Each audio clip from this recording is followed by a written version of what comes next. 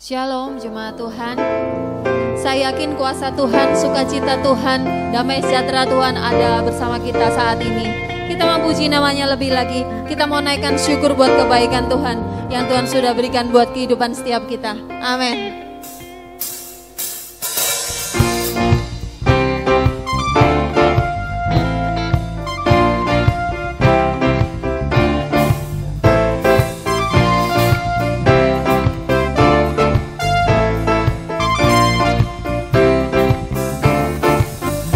Kasih yang begitu besar, lebih kuat dari dosa. Kasih yang menemukanku, selamatkan dan pulihkanku. Ku naikkan syukurku, ku tak akan berhenti memuji, meninggikan nama-Mu selalu, menari, memuliakan-Mu, dibebaskan, dibangkitkan, hidup yang Kau beri, dan ini hanya untuk-Mu. Amin. Sebab Tuhan kita Tuhan yang luar biasa baik, kasih-Nya begitu besar untuk setiap kita. Amin. Kasih yang begitu besar, lebih kuat dari dosa. Kasih yang menemukanku, selamatkan dan pulihkanku.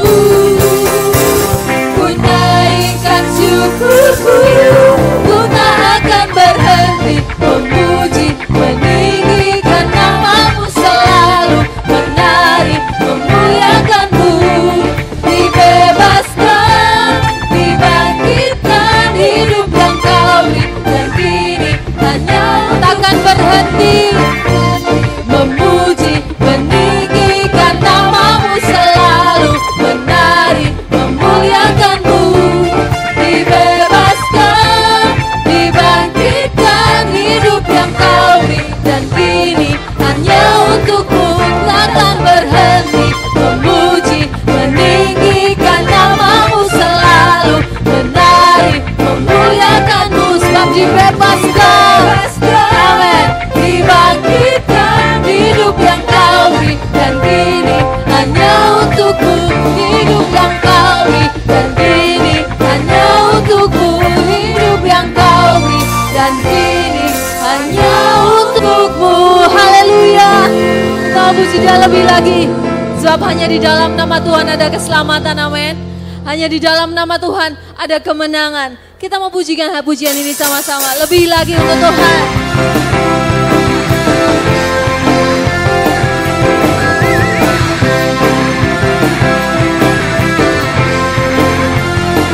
Katakan sama-sama.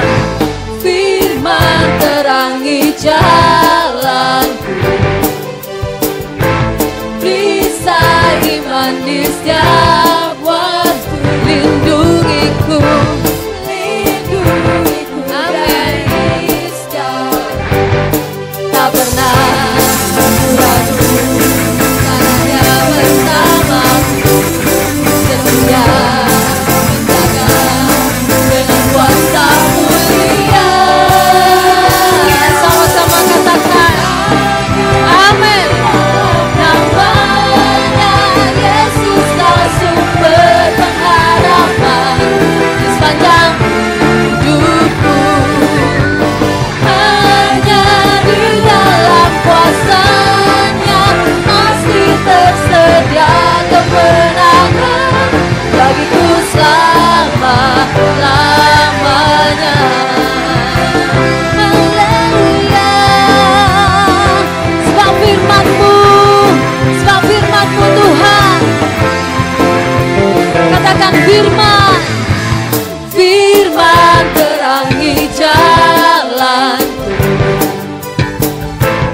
perisai iman di setiap waktu, lindungiku, lindungiku dari segala, tak pernah ku ragu, karena Dia bersamaku, setia menjaga dengan kuasa mulia.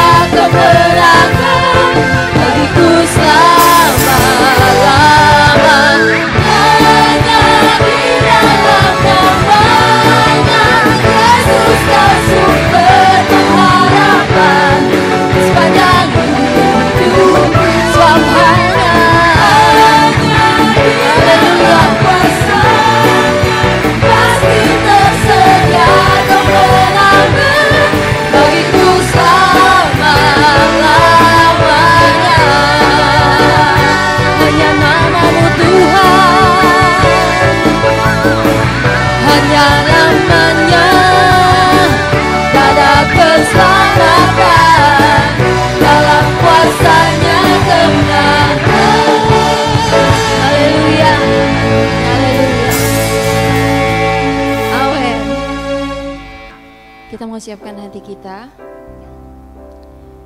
Saya yakin tidak ada satupun di antara saudara dan saya yang tidak pernah merasakan kebaikan Tuhan.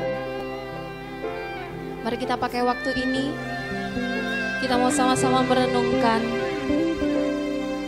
banyaknya kebaikan Tuhan yang sudah Tuhan limpahkan buat kita.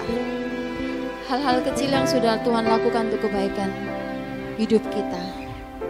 Kita mau lebih lagi.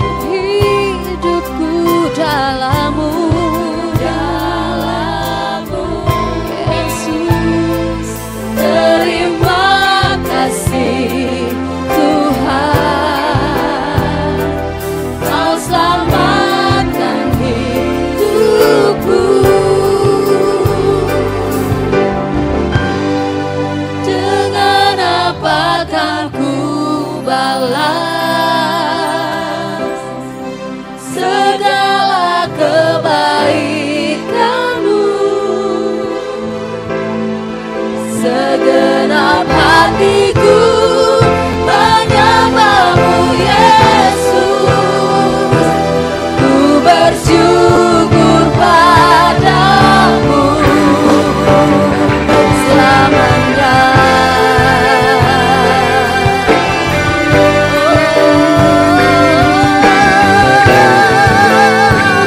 Yang meninggikan namamu Tuhan.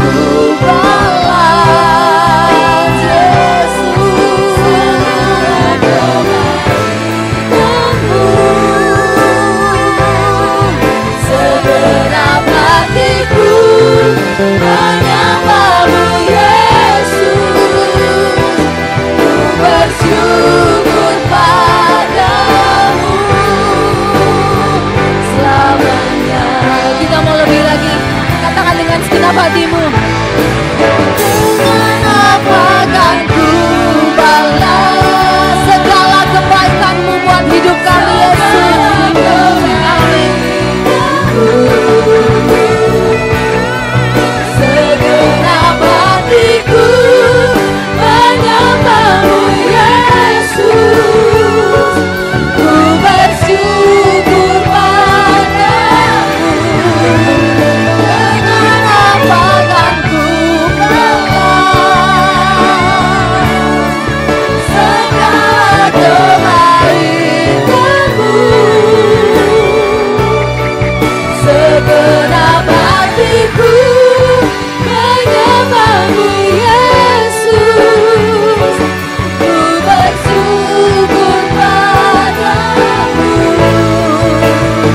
selamanya.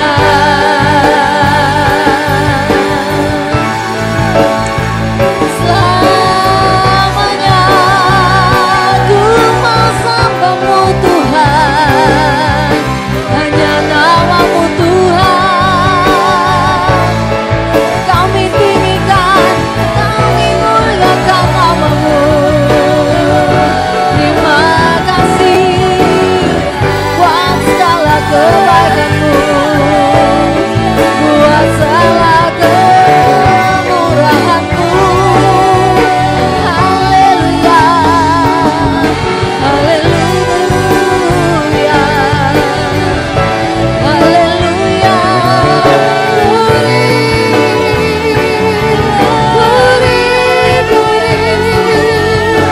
Yesus yang terbaik, Yesus yang terbaik. Hanya nama-Mu, hanya nama-Mu, Tuhan. Haleluya, haleluya.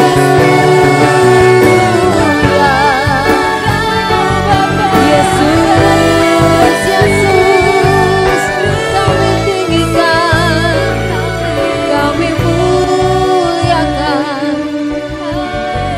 sebab kebaikan-Mu lebih dari segalanya. Kami mengucap syukur buat kebaikan-Mu, buat kasih setia-Mu dalam hidup kami.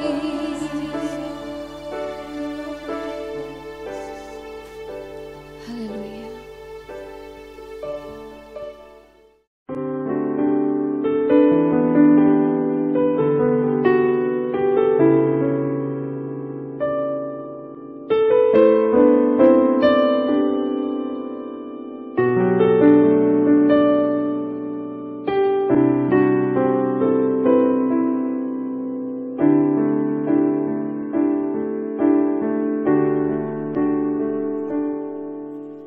Yesuslah Tuhan yang layak ditinggikan, layak disembah oleh suku-suku bangsa. Dengan darah-Mu Kau telah tebus dosaku, genapi Tuhan firman-Mu atas negeriku. Hatiku rindu melihat kemuliaan-Mu. Hatiku rindu melihat curahan kuasa-Mu di tanah tercinta negeriku Indonesia. Ku berdoa Indonesia, bagi kemuliaan-Mu Indonesia, bagi kemuliaan-Mu.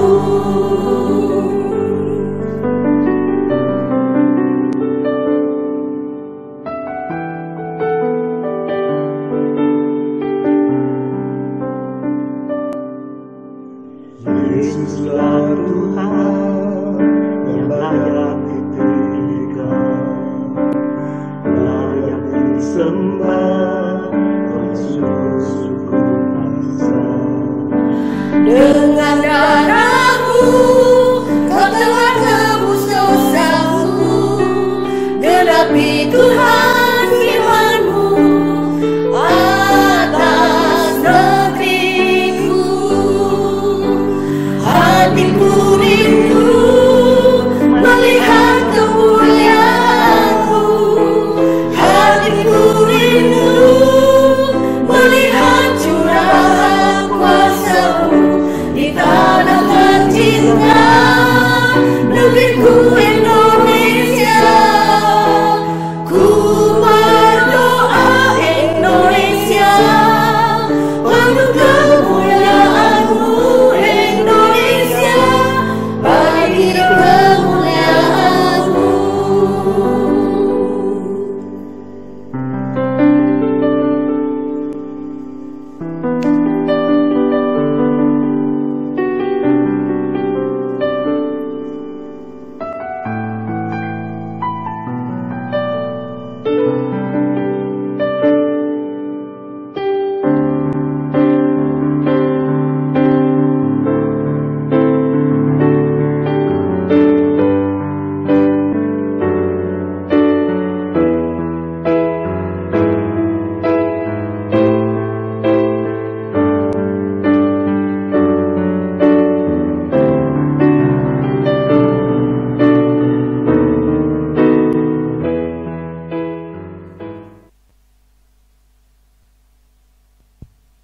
Iya, puji Tuhan, selamat pagi, selamat kita bertemu kembali di dalam kasih Tuhan Yesus Kristus. Hari ini kita masih beribadah secara online, dan biarlah semangat kita, gairah kita tetap dalam menyala-nyala di dalam Tuhan. Dan saya percaya bahwa kita semua rindu untuk menerima berkat-berkat Tuhan. Ya. Hari ini saya ingin menyampaikan hal yang sangat penting berkaitan dengan situasi dan kondisi yang saat ini sementara kita hadapi. Dan puji Tuhan, berita yang saat ini tersebar untuk Jawa Timur sudah mulai membaik, walaupun kurvanya masih belum turun, tetapi kita percaya dan yakin bahwa sebentar lagi situasi, kondisi makin lama makin baik, makin bagus, dan saya yakin dan percaya semuanya akan berangsur-angsur pulih di dalam nama Yesus. Ya, puji Tuhan, kita buka Alkitab kita di dalam Yunus pasal 4 ayatnya yang ketiga. Yunus pasal 4 ayatnya yang ketiga. Kita akan baca bersama-sama Yunus pasal 4 ayat yang ketiga. Jadi sekarang ya Tuhan, cabutlah kiranya nyawaku, karena lebih baik aku mati daripada hidup. Ya, sekali lagi saya ingin membacakan.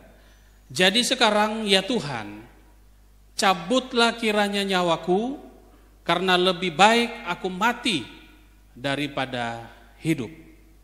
Nah, Bapak Ibu Saudara, ketika Yunus mengucapkan kata-kata ini merupakan kalimat-kalimat yang diucapkan oleh Yunus setelah dia berkhotbah kepada seluruh bangsa di kota Niniwe itu. Jadi setelah dia berkhotbah di kota Niniwe, maka ujungnya dia mengucapkan kalimat ini. Dia menyampaikan bahwa sekarang ya Tuhan, cabutlah kiranya nyawaku, karena lebih baik aku mati daripada aku hidup. Nah, kalau kita mau lihat pribadi Yunus, siapa Yunus ini? Yunus ini adalah seorang hamba Tuhan. Dia adalah seorang nabi. Dia bukan hanya seorang hamba Tuhan yang biasa-biasa, kemudian tiba-tiba dia muncul di Alkitab. Bukan. Ketika Yunus ini diangkat di dalam kisah Alkitab, maka Yunus ini merupakan seorang hamba Tuhan yang dipakai oleh Tuhan. Makanya dia dikatakan nabi. Yunus ini adalah seorang nabi yang luar biasa. Nabi yang unik. Dia berbeda dengan Nabi Musa, dia berbeda dengan Nabi Yeremia, dia berbeda dengan nabi-nabi yang lain. Sehingga dia cukup populer di dalam Alkitab dengan cerita dia masuk ditelan oleh ikan, kemudian hari yang ketiga dia dimuntahkan ke kota Nineve. Nah, itu merupakan cerita yang paling unik di dalam Alkitab. Jadi Yunus ini merupakan seorang pribadi yang unik, yang ada hal yang sangat menonjol dalam hidupnya. Nah, kalau kita lihat Yunus, maka dia merupakan seorang nabi yang dipakai oleh Tuhan. Tetapi di dalam ayat ini, kenapa dia bisa mengeluarkan kalimat ini dan berkata, Tuhan, cabutlah kiranya nyawaku, karena lebih baik aku mati daripada hidup. Kalau saya melihat bahwa Yunus ketika dia mengucapkan kalimat ini merupakan sebuah kalimat frustasi, sebuah kalimat tanda dia sudah menyerah, sebuah kalimat tanda bahwa dia sudah nggak mampu lagi. Nah, kalau dia bisa mengucapkan ini, lebih baik aku mati. Nah, pertanyaannya begini Bapak Ibu Saudara, pernah nggak dalam hidup kita ketika kita punya masalah kemudian kita mengucapkan kalimat ini? Pernah nggak ketika kita dalam pelayanan, ketika kita mulai berjuang dalam pelayanan, kemudian kita mulai berkata, Tuhan, sekiranya lebih baik cabutlah nyawaku dan lebih baik aku mati daripada hidup. Pernah nggak kita mengucapkan ini? Atau pernah kita menghadapi sebuah tantangan yang cukup berat sehingga kita mulai berkata, Tuhan lebih baik aku mati. Nah, pernah nggak kita mengucapkan itu? Saya tidak tahu. Tapi yang jelas ketika Yunus mengucapkan ini merupakan kalimat frustasi dan dia merasa bahwa dia sudah nggak kuat, dia sudah nggak mampu. Ini Yunus. Padahal kalau kita melihat arti dari kata Yunus, Yunus itu arti katanya itu adalah Yonah. Yonah itu artinya merpati. Nah, apa itu merpati? Merpati itu artinya ketulusan. Merpati itu adalah kesetiaan. Merpati itu adalah kedamaian. Nah, itu lambang daripada merpati. Ketulusan, kesetiaan, kedamaian, perdamaian. Nah, itu merpati. Nah, kok berbeda dengan kisahnya Yunus? Yunus berbeda dengan arti namanya. Sedangkan arti namanya itu adalah kesetiaan, ketulusan, perdamaian. Sangat jauh berbeda. Tetapi kenyataan yang dihadapi, realitas yang dihadapi oleh Yunus, dia menghadapi situasi kondisi yang sangat sukar. Yang bagi dia itu adalah situasi kondisi yang begitu berat. Setelah dia berkhotbah dan mempertobatkan seluruh kota Nineve, dia frustasi. Nah, pertanyaannya begini, kenapa dia frustasi? Kenapa Yunus merasa kesal? Kenapa dia marah? Jadi dalam ayat ini sudah campur aduk yang ada di dalam hatinya. Dia sudah kesal, dia marah, frustasi, dan ujungnya dia menyerah. Nah, ini yang dihadapi oleh Yunus. Dan ketika saya mempelajari ayat ini, saya jujur, saya tidak pernah mengucapkan kalimat ini. Saya pernah menghadapi dan bahkan ketika saya melewati masalah-masalah yang cukup berat dalam hidup, dalam pelayanan, saya tidak pernah mengeluarkan kalimat ini. Tapi Yunus, dia bisa mengeluarkan kalimat ini. Berarti saya bisa bayangkan saat itu Yunus itu yang dia hadapi situasi kondisi yang bercampur aduk, kesal, marah, dan frustasi, ujungnya dia menyerah. Dia merasa tidak apa-apa, sudah tidak kuat lagi. Nah, mengapa Yunus kesal, marah, dan dia menyerah, frustasi? Saya melihat ada berapa hal di sini. Yang pertama, kenapa Yunus bisa dia menyerah dalam situasi seperti ini sehingga dia berkata, cabutlah kiranya nyawaku, karena lebih baik aku mati daripada hidup. Kenapa Yunus bisa mengucapkan kalimat ini? Ternyata begini Bapak Saudara, karena Yunus punya agenda sendiri dalam hidupnya. Sekali lagi, yang pertama, karena Yunus punya rencana sendiri dalam hidupnya. Jadi Yunus ini tidak melakukan rencana Tuhan, tapi dia punya rencana sendiri. Dia punya agenda sendiri. Kenapa? Apa agendanya Yunus? Di dalam hatinya dia akan berkata begini. Ketika Tuhan berkata kepada Yunus, Yunus, engkau harus pergi ke Nineve, selamatkan Nineve, berkhotbah di sana, selamatkan jiwa di sana, dan kota Nineve pasti akan diselamatkan.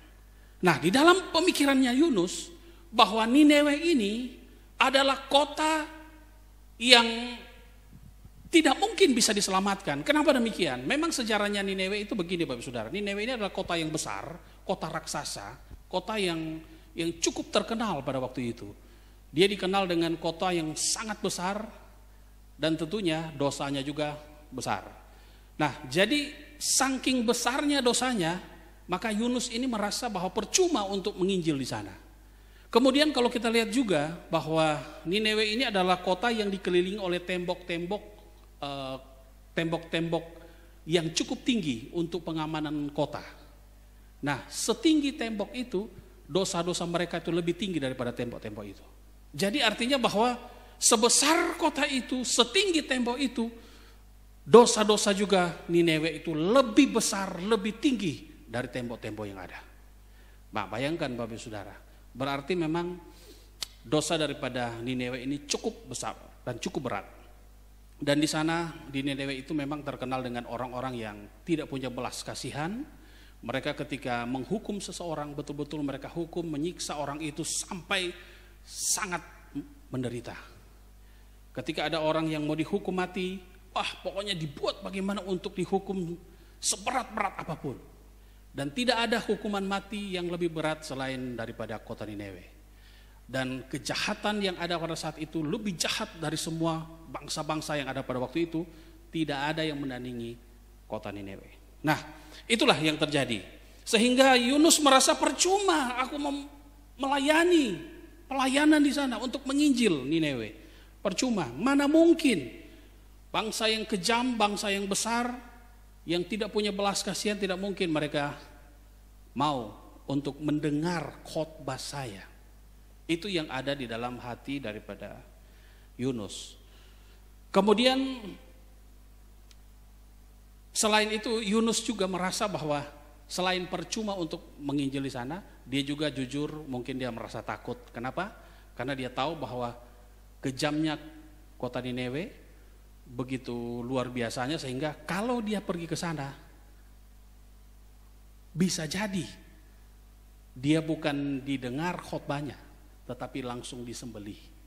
Maka Yunus mengambil keputusan, aku tidak mau ke Nineve. Aku punya rencana sendiri. Aku mau lari ke Tarsus. Nah, jadi yang ada dalam hati Yunus, percuma aku mau menginjil. Kemudian dia juga merasa takut. Dan dia bisa berpikir bahwa untuk apa saya mau pergi ke Nineve? Saya tidak ada hubungan keluarga dengan Nineve. Saya ini orang Israel. Nineve itu bangsa kafir. Untuk apa saya mau pergi ke sana? Tidak ada hubungan. Biarkan, kalau Nineve mau binasa, biarkan mereka binasa. Nah, itu yang ada dalam hati daripada Yunus. Sehingga dia mengambil keputusan sendiri. Dia membuat rencana sendiri. Dia membuat agenda sendiri, berbeda dengan agendanya Tuhan. Jadi ketika Tuhan membuat sebuah rencana, sebuah agenda, Yunus melenceng daripada agendanya Tuhan. Maka ketika Yunus keluar daripada rencana Tuhan, maka hasil akhir daripada Yunus, dia frustasi. Maka muncul ayat ini. Jadi sekarang ya Tuhan, cabutlah kiranya nyawaku. Nah, inilah yang membuat sehingga Yunus harus mengucapkan kalimat ini. Karena dia sudah keluar dari rencananya Tuhan. Nah, Bapak Ibu Saudara, ternyata begini, apa yang kita bisa pelajari dari Yunus? Ketika kita keluar dari rencana Tuhan, maka sudah pasti ujungnya itu akan membuat kita susah dan menderita. Ketika kita keluar dari rencana Tuhan, ketika kita keluar dalam rancangan Tuhan, maka itu akan membuat kita tidak jelas ujungnya bagaimana. Ketika kita keluar dari rencananya Tuhan, maka yang ada itu adalah sesuatu yang membuat kita tidak mencapai tujuan yang sebenarnya. Makanya Bapak Ibu Saudara, ketika kita mengikut Tuhan, ikutilah rencana-rencana Tuhan. Maka ada lagu berkata begini, indah rencanamu Tuhan. Nah, memang Bapak Ibu Saudara, untuk mengikuti rencana Tuhan itu nggak mudah. Untuk mengikuti rencana Tuhan itu nggak gampang.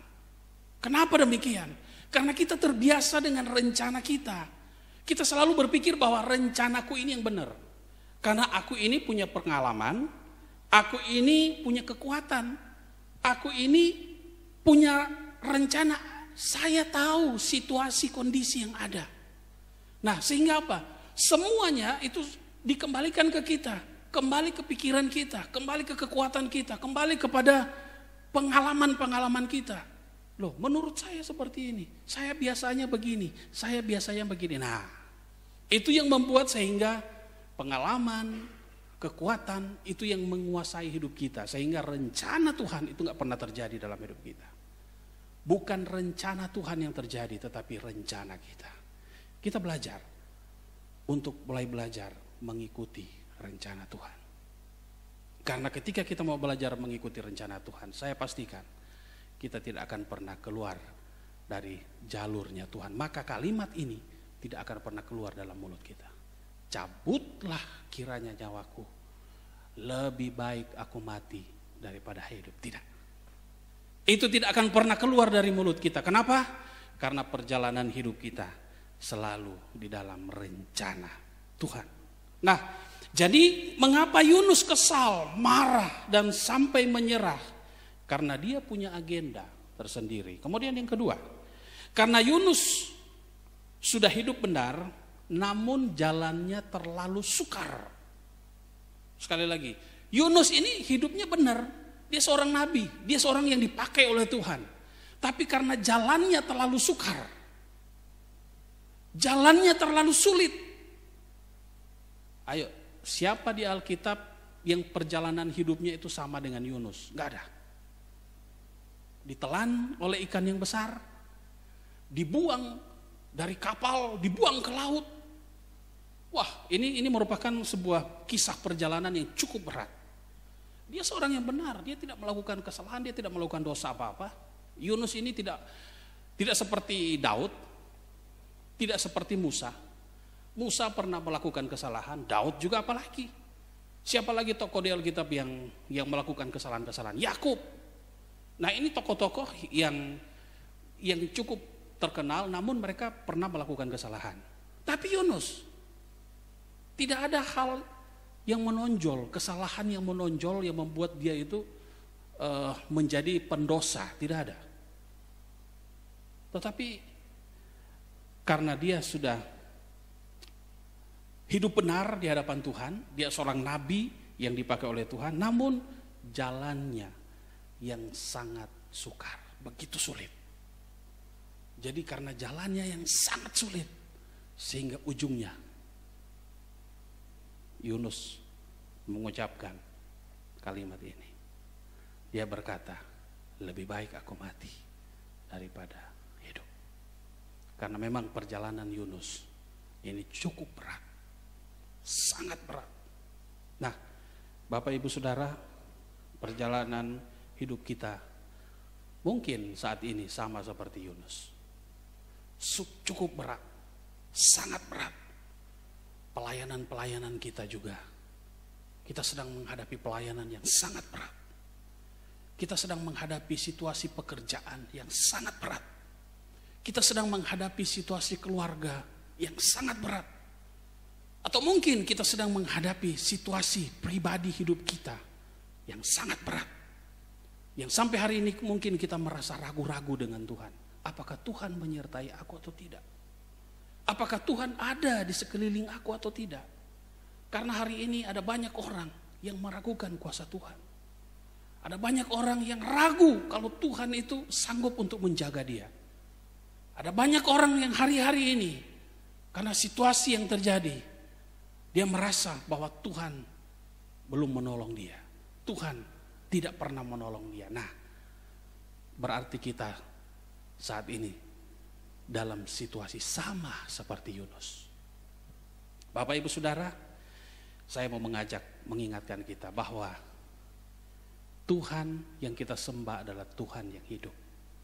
Kuncinya adalah jangan buat agenda sendiri. Jangan buat rancangan sendiri. Setiap rencana kita libatkan Tuhan. Tanya Tuhan. Dan biarlah rencana Tuhan yang terjadi. Kita percaya bahwa rencana Tuhan itu indah. Indah dan indah. Rencana Tuhan itu ada yang terbaik, terbaik dan terbaik. Rencana Tuhan itu yang paling benar dan paling betul dalam hidup kita. Sudah gak ada yang lain.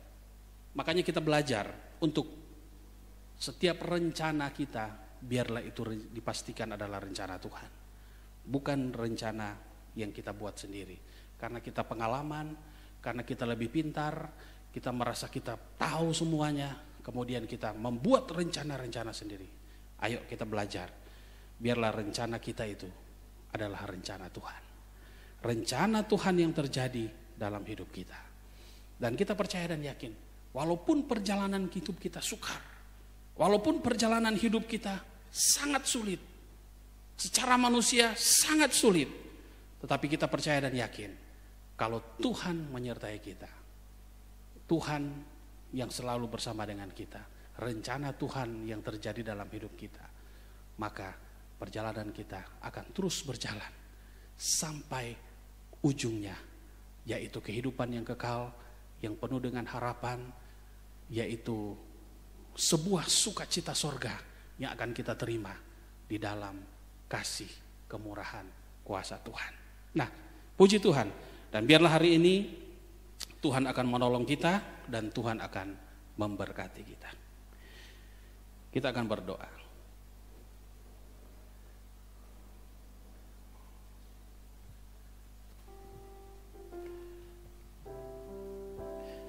Haleluya, haleluya. Indah rencanamu.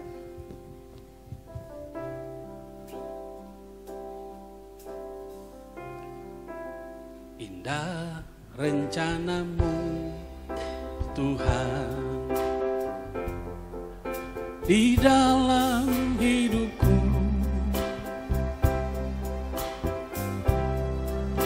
walau ku tak tahu dan ku tak mengerti sebuah jalanmu. Dulu ku tak tahu Tuhan, berat ku rasakan, hati menderita dan ku tak berdaya menghadapi semua. Tapi ku mengerti, tapi ku mengerti sekarang, Kau tolong padaku. Ini ku melihat dan ku merasakan indah rencanamu. Tapi ku mengerti sekarang, Kau tolong padaku. Ini ku melihat dan ku merasakan indah rencanamu. Perhatikan kalimat refnya. Indah rencanamu Tuhan. Nah, rencana Tuhan itu indah. Jawabannya itu di ref. Coba di refnya. Tapi, nah ini. Tapi ku mengerti sekarang. Apa itu? Kau tolong padaku. Ketika rencana Tuhan yang terjadi dalam hidup kita, pertolongan Tuhan itu pasti datang. Terus apa lagi? Kini ku melihat dan ku merasakan indah rencanamu. Kapan kita bisa merasakan rencana Tuhan kalau rencana kita ya terus yang terjadi? Semua rencana kita, kekuatan kita masuk akal. Kalau tidak masuk akal, kita nggak suka, kita nggak mau. Nah, ini yang bermasalah. Rencana Tuhan kadang-kadang tidak masuk akal.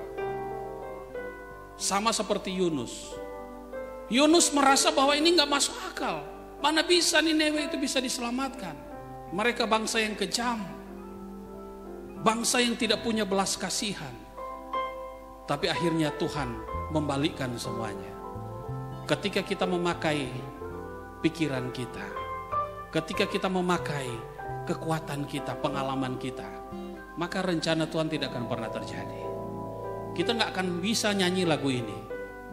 Tapi ketika rencana Tuhan yang kita jalankan, oh terima kasih, biar rencanamu yang terjadi, maka kita akan melihat dan merasakan indah rencana. Indah rencanamu Tuhan di dalam hidupku. Haleluya. Walau ku tak tahu dan ku tak mengerti semua jalanmu. Dulu ku tak tahu, dulu ku tak tahu Tuhan. Oh, berat ku rasakan. Haleluya. Hati menderita dan ku tak berdaya menghadapi semua. Tapi ku mengerti Tuhan, haleluya. Tapi ku mengerti sekarang Kau tolong padaku. Kini ku melihat dan ku merasakan indah rencanamu. Tapi ku mengerti, tapi ku mengerti sekarang Kau tolong padaku. Kini ku melihat dan ku merasakan indah rencana. Tapi ku mengerti, haleluya. Tapi ku mengerti sekarang Kau tolong padaku. Ini ku melihat dan ku merasakan indah rencanamu. Oh haleluya. Tapi ku mengerti sekarang Kau tolong padaku. Ini ku melihat dan ku merasakan indah rencanamu. Kini ku melihat, kini ku melihat dan ku merasakan indah rencanamu. Haleluya. Kini ku melihat dan ku merasakan indah rencanamu.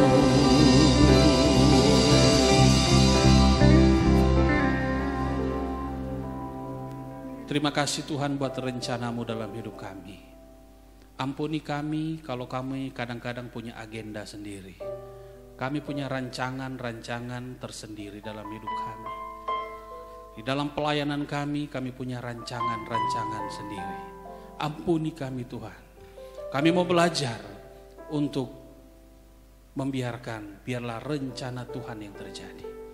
Biarlah rancangan Tuhan yang terjadi dalam hidup kami, dalam keluarga kami, dalam pekerjaan kami, dalam pelayanan kami, dalam segala hal dalam hidup kami. Terima kasih Tuhan, terima kasih Bapa. Berkati seluruh jemaat Tuhan saat ini, baik yang ada di gereja, yang ada di rumah, berkati mereka Tuhan. Ketika mereka mengikuti ibadah online ini, bukan hanya sebagai penonton-penonton, tetapi kami akan menikmati hadirat Tuhan, menikmati pujian penyembahan, menikmati kebenaran firman Tuhan sebagai makanan rohani, sehingga kami merasakan, menikmati betapa besar kasih Tuhan dalam hidup kami. Berkati seluruh jemaat Tuhan sepanjang minggu ini Tuhan. Apa yang mereka kerjakan, apa yang mereka lakukan, Tuhan sertai dan memberkati. Pagar perlindungan Tuhan akan terus memagari kehidupan mereka. Kemanapun mereka pergi berada, Tuhan sertai dan memberkati. Berkati Tuhan pekerjaan-pekerjaan mereka. Yang saat ini mungkin mereka sedang di dalam masa-masa pandemi COVID-19. Mungkin pekerjaan-pekerjaan mereka juga terbengkalai. Hamba berdoa di dalam nama Yesus, biarlah kehendak Tuhan yang terjadi di dalam pekerjaan-pekerjaan mereka. Tuhan sendiri yang turut campur tangan. Karena kami percaya ketika Tuhan turun tangan, maka tidak ada perkara yang mustahil bagi Tuhan. Terima kasih Tuhan, terima kasih Bapa. Tidak ada satupun jemaat Tuhan yang tidak diberkati, tidak ada satupun yang terlewatkan. Semuanya dijaga, dilindungi dan diberkati oleh Tuhan. Terima kasih Tuhan, terima kasih Bapa. Terpuji namamu Tuhan. Kami juga berdoa buat pemerintah kami.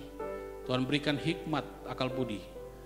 Bapak Presiden, wakil, seluruh jajarannya sampai pemerintah daerah. Tuhan tolong kepada mereka. Berikan kemampuan, kekuatan sehingga mereka menjadi pemerintah yang tulus, yang baik ketika mereka mengambil keputusan yang tepat sesuai dengan kehendak Tuhan. Terima kasih Tuhan. Juga para medis, dokter, perawat, semuanya Tuhan berkati. Supaya mereka juga bisa menjadi orang-orang yang bertanggung jawab ketika mereka menghadapi COVID-19 ini. Mereka akan terus berjuang. Dan kami yakin dan percaya bahwa apa yang mereka lakukan semuanya tidak sia-sia untuk kemuliaan nama Tuhan. Terima kasih Tuhan, terima kasih Bapa. Kami bersyukur untuk kebaikan Tuhan dalam hidup kami. Di dalam dan demi nama Yesus kami berdoa. Haleluya. Amin.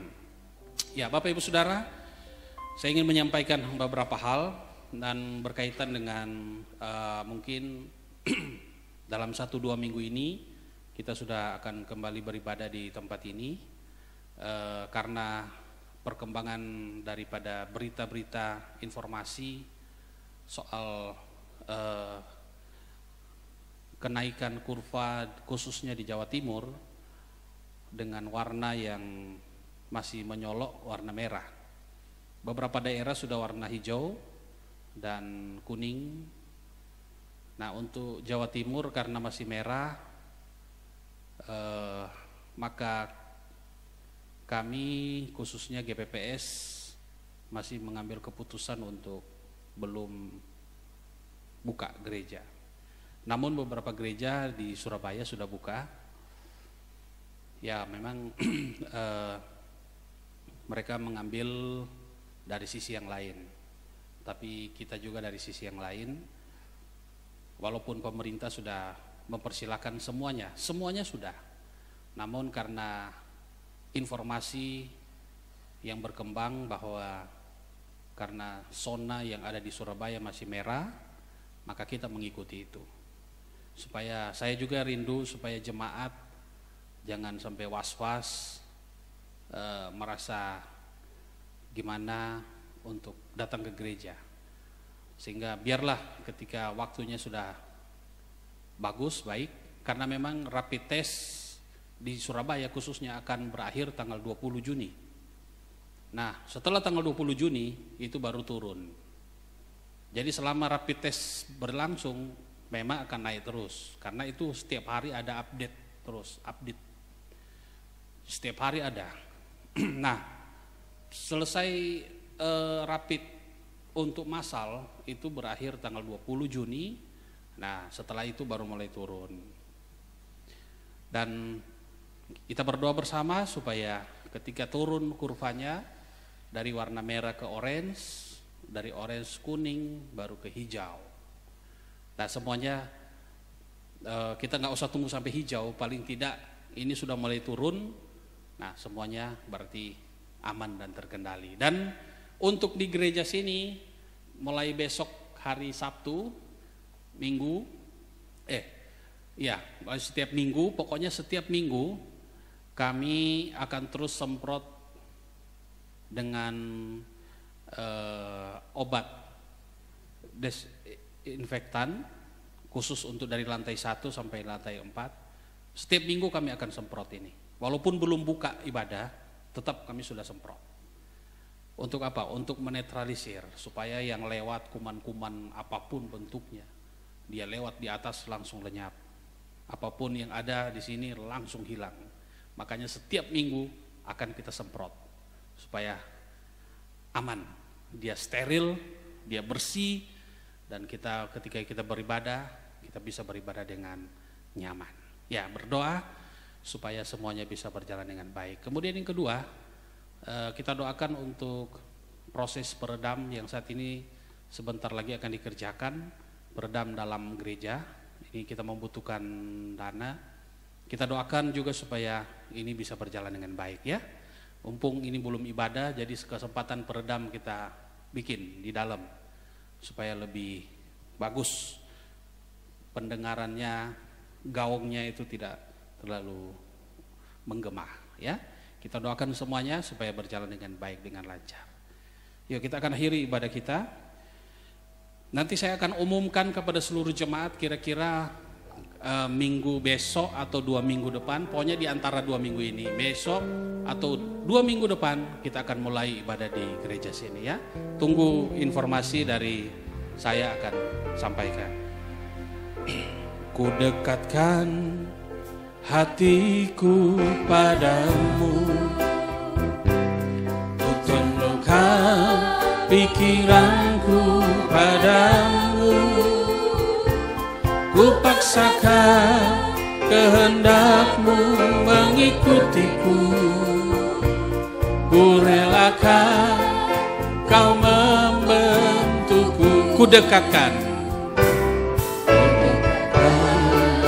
hatiku padamu, ku tunjukkan pikiranku padamu, ku paksakan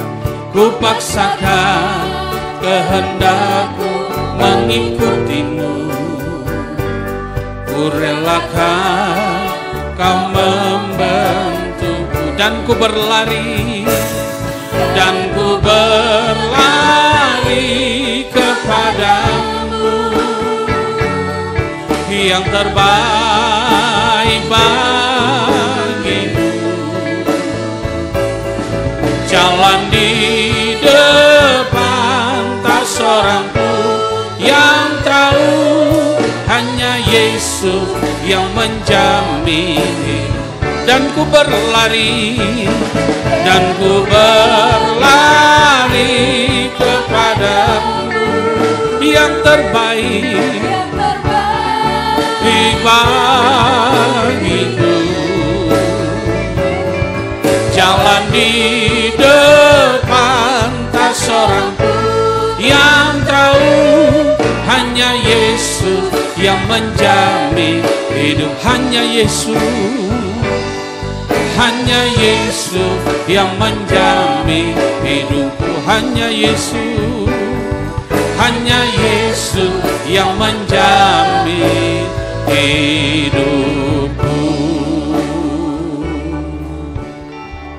Kami akan akhiri ibadah online pada hari ini hanya di dalam nama Bapa, Putra dan Roh Kudus, yaitu Tuhan Yesus Kristus. Kiranya berkat Tuhan, kasih karunia Tuhan, anugerah Tuhan terus menyertai seluruh jemaat mulai hari ini sampai Maranatha Tuhan Yesus datang pada kali yang kedua.